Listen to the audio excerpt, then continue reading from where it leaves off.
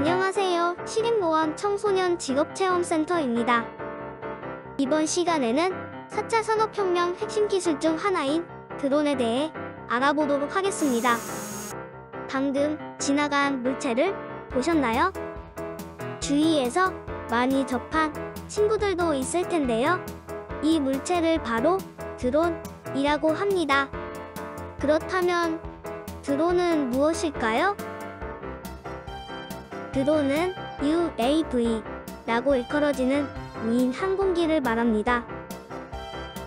무인 항공기는 직접 타는 조종사 없이 원격으로 조종이 가능한 항공기를 말하며 항공기의 형태에 따라 고정이, 회전이, 틸트로터 등으로 구분할 수 있습니다. 고정익은 우리가 흔히 알고 있는 비행기, 즉 공체에 날개가 있는 항공기입니다.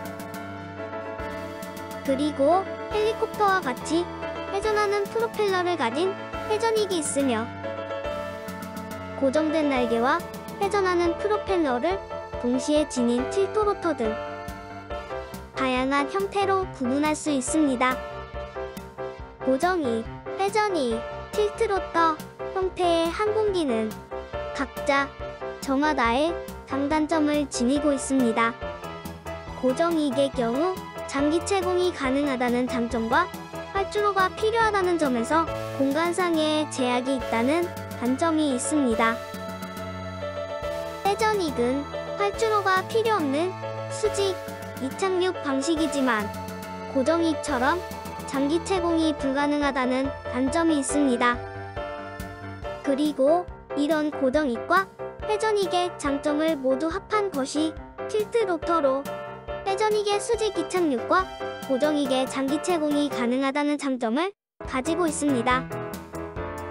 이처럼 드론은 무인 항공기를 총칭하여 말하지만 언론, 모형 항공업계 등을 통해 드론이라는 용어가 확산되면서 현재는 우리가 일반적으로 일컫는 멀티로터 형태의 비행체를 대표하는 용어가 되었습니다.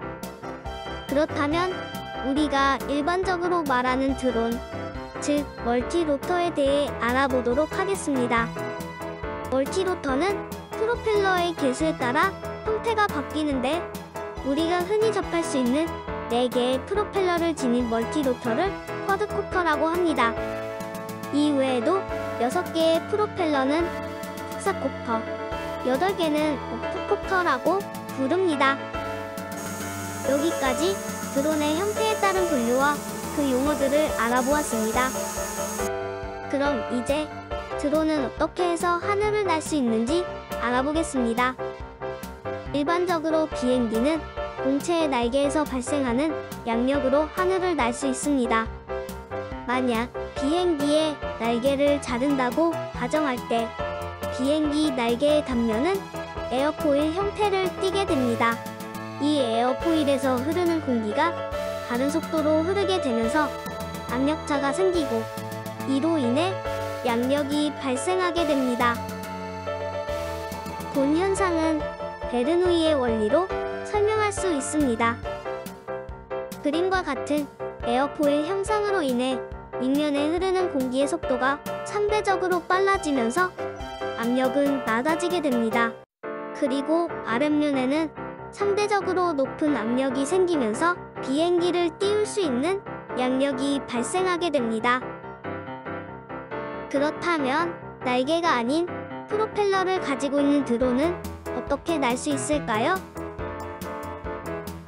드론은 프로펠러가 회전하면서 발생하는 추력을 이용하여 하늘을 날 수 있습니다. 드론은 대부분 짝수개의 프로펠러를 가지고 있는데요.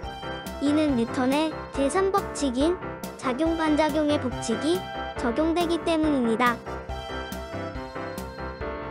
4개의 프로펠러를 지닌 쿼드코프터는 2개의 프로펠러가 시계 방향, 그리고 나머지 2개의 프로펠러가 반시계 방향으로 회전합니다.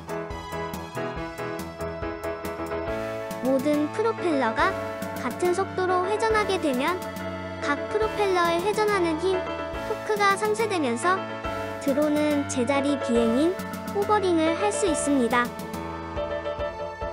이와 같은 원리로 드론의 왼쪽 부분에 있는 두 프로펠러가 오른쪽 프로펠러보다 더 빠르게 회전한다면 드론은 오른쪽으로 이동하게 됩니다. 그리고 드론의 추력을 조절하는 것을 스로틀이라고 하며 높이, 즉 고도를 조절할 수 있습니다. 또한 드론이 앞, 뒤 방향으로 움직이는 것을 피치, 좌, 우 방향으로 움직이는 것을 롤, 제자리에서 회전하는 것을 로라고 합니다. 드론의 비행 원리와 각 용어들을 알아보았는데요. 이런 드론이 우리 생활 어디에서 활용되는지, 어떻게 사용되고 있는지 한번 살펴볼까요? 기존의 드론은 군에서 제한적으로 사용되었습니다. 하지만 ICT에 기반한 기술이 발달하면서 민간으로까지 확산되었습니다. 이에 따라 군에서 감시, 정찰용으로 사용되던 드론이 현재는 엔터테인먼트 분야, 배송, 농업 등 다양한 분야에서 드론이 활발하게 이용되고 있습니다. 특히 주위에서 많이 볼 수 있는 항공 촬영, 그리고 목적지에 물품을 운반하는 배송, 농약, 살포, 산림 감시 등 인력 낭비를 최소화하고 고층 건물이나 교량 등 사람의 접근이 어려운 분야에서 드론이 많이 활용되고 있습니다. 한 예로 중국에서는 드론을 이용해 스모그를 제거하는 실험을 진행하고 있습니다. 또한 미국에서는 2016년에 드론을 이용하여 인공나무 실험을 성공한 일례가 있습니다. 아마존에서는 드론을 이용해 상품을 배송하는 모습을 성공적으로 보여주기도 했습니다. 그렇다면 이렇게 다양한 분야에서 활용되고 있는 드론과 관련된 직업은 무엇이 있을까요? 앞서 보았던 드론의 무궁무진한 활약으로 드론과 관련된 직업군 또한 계속해서 생겨나고 있습니다. 드론 이 하나만으로도 100개 이상의 직업이 생겨난다고 해도 과언이 아닌데요. 그 중에서도 UN 미래 보고서에서 발표한 드론과 관련된 직업 탑5를 알아보겠습니다. 먼저 무인항공기 표준 전문가입니다. 무인항공기 표준 전문가는 무인항공기 시스템에 대한 표준화 작업을 하는 전문가입니다.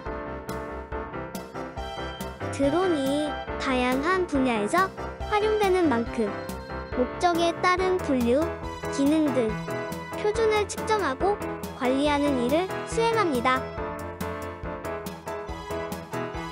무인항공기 조종인증 전문가는 드론 조종에 대한 인증 시스템을 구축하고 배포해주는 전문가입니다.